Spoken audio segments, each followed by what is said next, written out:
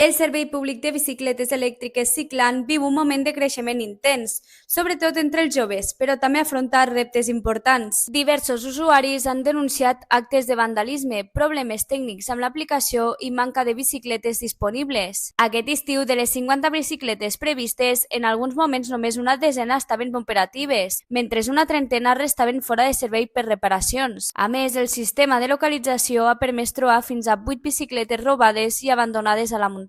El gerent de Ciclan, Javier González, reconeix aquests problemes però els atribueix a l'increment d'usuaris, que ha multiplicat per 3 i fins a 10 l'ús del servei en pocs anys. Això provoca més desgast i més pressió sobre la flota. Segons explica, qualsevol desperfecte es denuncia i els responsables acaben responent econòmicament. Des de Mobilitat, el cap de l'àrea, Dani Boneta, admet que el vandalisme i la manca de recanvis allarguen el temps de reparació, però descarta limitar l'ús als majors de 18 anys. Segueix-nos per estar al dia de totes les novetats.